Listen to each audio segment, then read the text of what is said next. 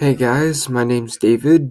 Um, feel like I might say a lot in this video, but I'm gonna be doing a bad trip warning kind of video. Yep, I know it. Let's see here. Today's like January 16th, I think, somewhere around there. And yes, my room's pink and purple.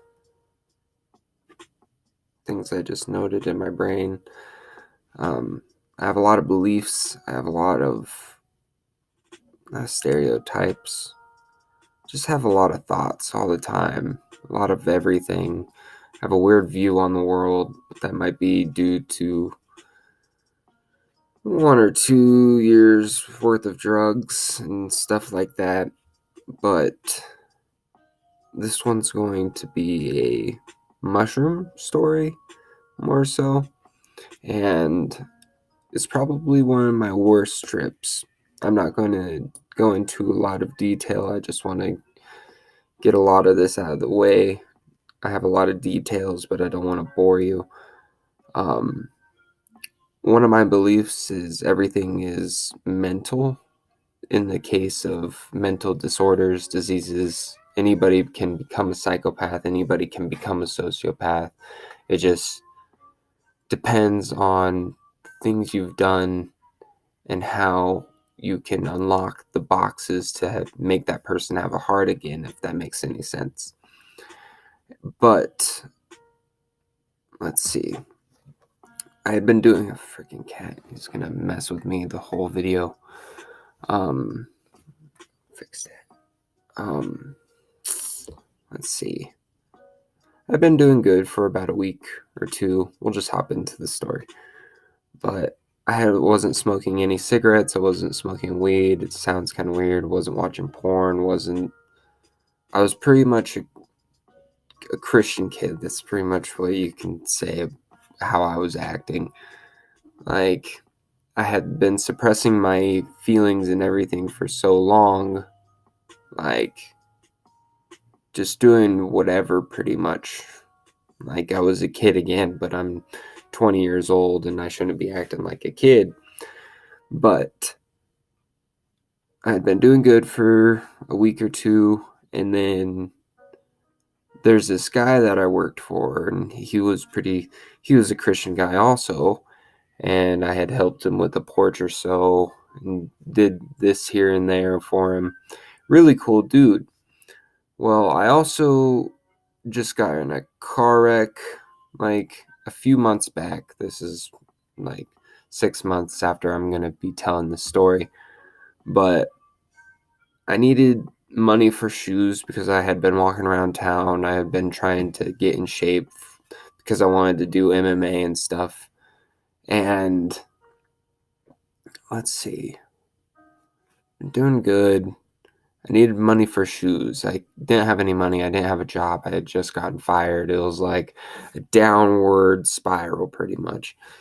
And let's see.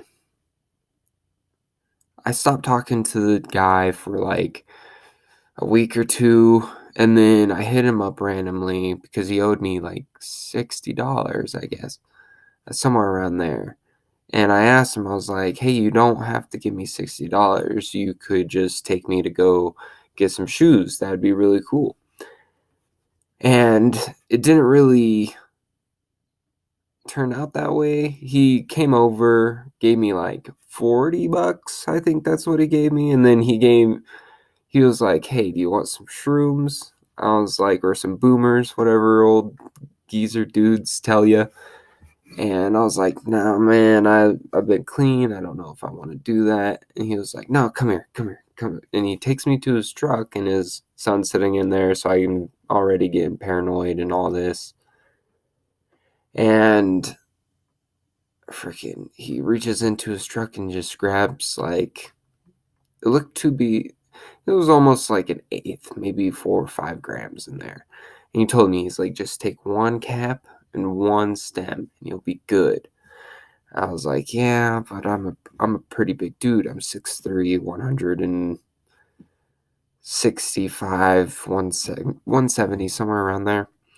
But this is where I forget some things because I used to weigh 220. So, like, whenever I was tripping back then, I was tripping with 220 pounds on my body. And it wasn't hitting me as hard. So, like, I just had a very, very high limit. But after I had gotten in shape, I had lost 40, 50, 60 pounds. And he gives me the shrooms. He's like, here, take this. And I'm like, okay, screw it. I'll take them anyways. Even if I don't want to trip, then I won't do it. Well, I get inside. I go upstairs. I open the bag. And it's like I'm a kid in a freaking ball pit almost. And I'm just like, I'm going to eat this whole bag. So I just start eating it like popcorn. And it was probably like this much of a bag, like the bottom of a bag, like a solid line. And I eat the whole bag and I'm just waiting and waiting and waiting.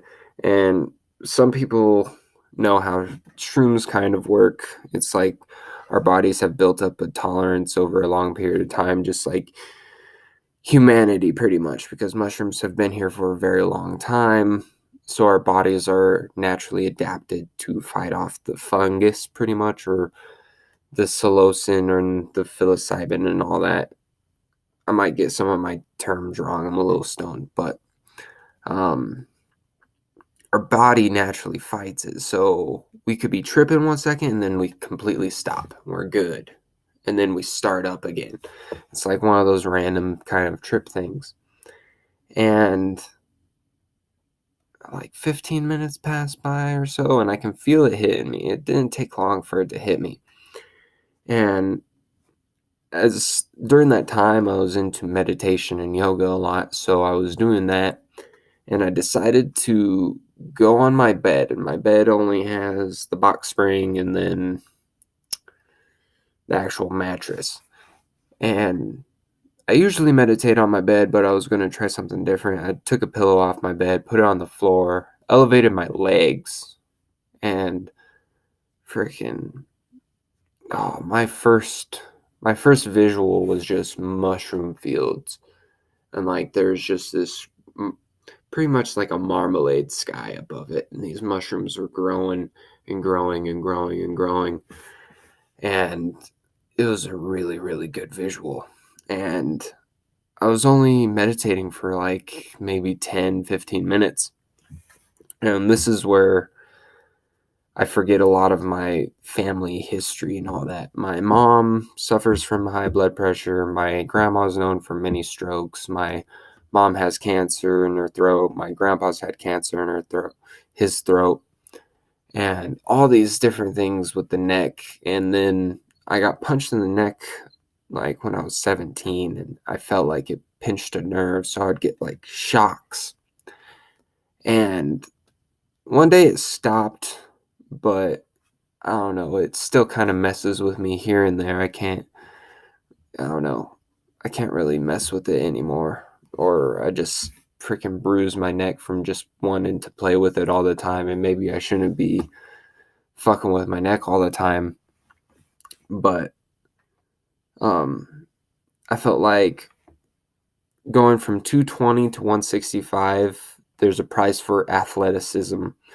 And that's you have to eat good, you have to know what nutrients you need, what kind of all these different things. You can't have sweets because then your heart's just pumping that through your body. And I used to smoke cigarettes a lot, and cigarettes just kind of narrow your veins, and they just deteriorate your veins and all this different shit.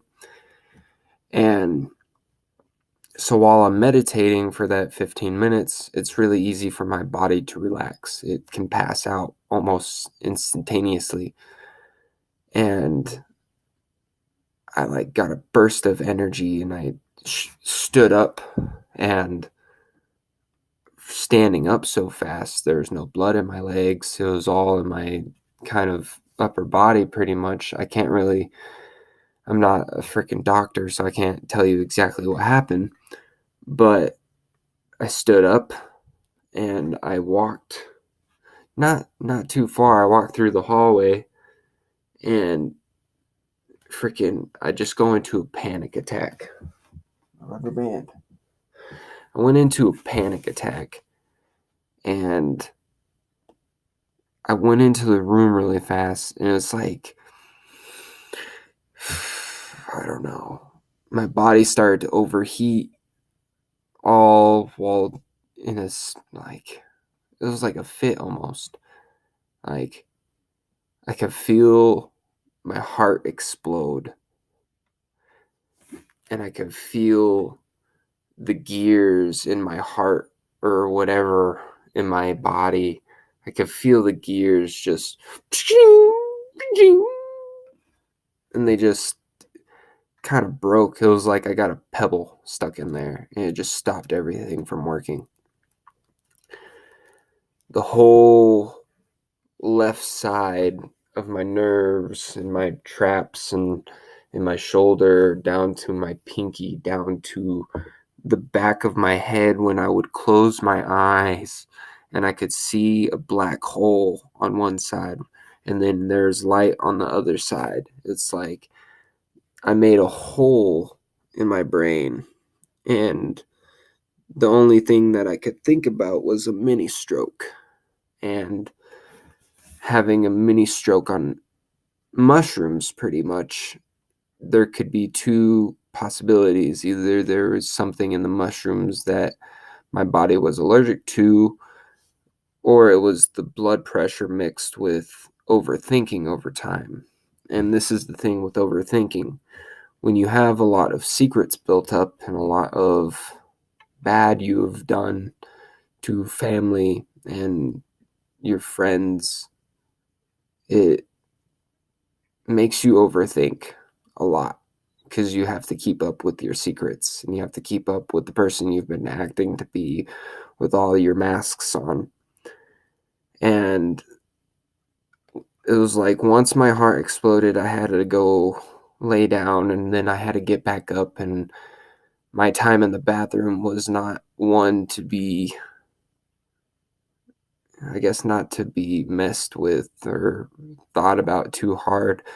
But when you're squirming on the ground and then you literally pull yourself up to put yourself in the toilet, not like head, like water on your face, but just gagging up mushrooms because you realize that you fucked up so many times and you don't want to trip anymore. So, like, you literally start praying to God. And I used to go to youth groups a lot, and I don't believe in God a lot, but I just kind of prayed. And I was like, I don't want to trip anymore. I know what I did wrong. I will do anything. And almost after I got like, I didn't even throw up that much mushrooms, like literally 2 stems. And I like got up out of the toilet, wiped my face off, and I sat up against the wall. And I could hear the gears of my heart starting to kind of, they're getting warmed up. That's the best way to put it. And I stood up, and it literally felt like how I described with my head. There's a blackout. Well, I could feel it, and it was like my whole side was TV static.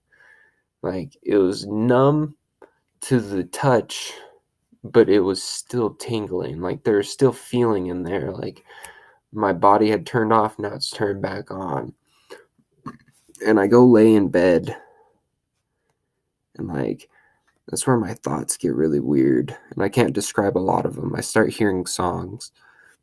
One of them's the very, very first song of Mac Miller's Watching Music with the Sound Off. It was the very first song. I hadn't heard it. I might have heard it subconsciously while it was playing on the radio and I was just talking with my friends. But I could literally hear it in my head. And I was like, I don't know where that's coming from. I could hear birds whistling in my head. And it was nighttime. And I just laid there and it literally felt like my shoulder was detached from my body, or my nerves were detached from my shoulder. Like, it just felt like everything was slouched. And I laid there, and I laid there, and I laid there, and I was having a panic attack again. And the dogs barking outside were freaking me out. I was trying to text this girl, like, tell her I'm sorry. You feel really sorry when you have a panic attack and you start having to. It was like after I had told God that I wanted to believe in Him, that I didn't want to trip anymore, He was like, well, you have to start doing these things now. And that's where my overthinking kind of gets overhand. So I'm telling girls, sorry. I'm tell them, like, hey, I want to bring this locket back to you. And, like, then you hear the helicopters go off and you think they're after you because she called the cops because she doesn't want you coming to her house or some shit like that. But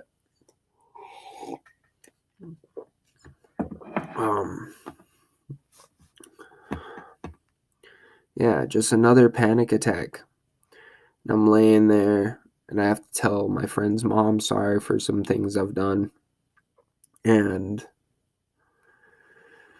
her son comes over, gets some weed from my room. I'm just laying there. I can't move because of my shoulder. Because if I did have a mini stroke or a heart attack or something, making more blood pump through my heart is not the best thing for you. So I just laid there. I was like whimpering when he came in because I knew what I had done to his family. And then my friend Ethan comes home and he's downstairs, I think. And I just can't stop having panic attacks and get in the heart thing. And it just keeps feeling like I'm swelling. And it's like God gave me the answer. And I don't want to say that because it's just like overthinking. I would have never thought of this. I just start naturally texting my bestest friend. I've known him for 3 years. I consider him the most wonderful person in the world. I text him and I'm like, hey, I need a chocolate bar. I need you to go to the Maverick, and this is the only thing I need to ask of you. I will give you $20. So he comes upstairs. I give him $20. I literally give him $20. Just buy me one chocolate bar. I think he ends up buying like 3 or something like that. And then I gave him gas money pretty much, or whatever he did with the money. I don't remember. But when you're really athletic, you get on an eating cycle and everything. And I wasn't eating anything.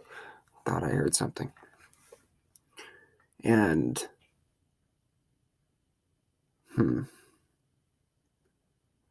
well, your body metabolizes things really fast.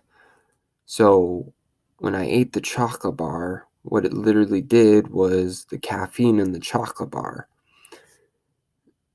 I hadn't ate anything except mushrooms all day and I had thrown up. So it was like the caffeine, my body had metabolized that, and I could feel it kind of like an engine pretty much, or I don't want to sound stupid, but I could feel the spark in my heart, and it was like getting defibrillized almost. And after that happened, I could start feeling a lot more in my side, and like while laying down, I could tell in my head that my body was slouched, but I was trying to meditate again, and what I was doing was I was just slowly moving my arm back into place and just keeping the pressure of the blood maybe in my side. And let's see, I just started meditating, and what I was doing was just taking big breaths so I could get a lot of oxygen going through my blood, and then I would like flex my chest to get my heart pumping, I guess, or do the cough thing because it flexes your chest and it pumps on your heart. So that was helping, and then I could feel even more. So after the next 4 or 5 hours, I just laid there just to fix everything. But on top of that, the mushrooms had kept me awake. It was like I was convinced that if I fell asleep, then I would die and all this stuff. So I know that there's psilocybin testing kits out there. I know there's acid testing kits out there, cocaine, ketamine, all those testing kits. There's even a psilocybin one. But I think I repeated that, but that's okay. But yeah, it was a horrible night, but it was something needed. It made me a better person after. Um, One of my biggest pieces of advice I've been saying lately is don't find yourself and start defining yourself. And after that, after I had gotten all my secrets out, it was like I'm going to go around town and gain all my respect back from all my friends because of what I had done. And it was a journey. It was a real big journey. And yeah, I guess my only thing is I don't condone anyone to go out and try and have a bad trip, even though I myself have told myself that I wanted a bad trip. All these different occasions, it just so happened to hit me up out of the blue. Having many strokes and heart attacks, they really do mess with your brain. They'll make you more anxious sometimes. They'll make you pretty much reset your whole life to where you may feel like you're 7 again in a 20-year-old body, and you have to go through all these years, regain all the knowledge that you need. Like, I don't want to scare you from not trying psychedelics, but it's this very scary world. I guess the thing that I've heard from so many other trip enthusiasts are place and setting and time are all just a big factor in it all. So just stay safe, pretty much. I don't know where else to take this. It's just be careful if you have high blood pressure, know what you need for your body. And I know everybody everybody's different, but just think about your family history, think about all that stuff, think about the time and setting. I probably wasn't in the best spot because I had all that stuff going on, the hit and run, like getting fired, all those factor up in your trip. And then they just come through and thoughts and thoughts and thoughts, and bam, your brain just gets stuck. And you have to pray and pray and pray to come back. And this place can either be your hell or your heaven, pretty much. So I might do one more video after this. I don't know how many other people will find it, but I'm David. This is my pink ass, purple ass room. And yeah, abadoobada. Have a good one. Let's see.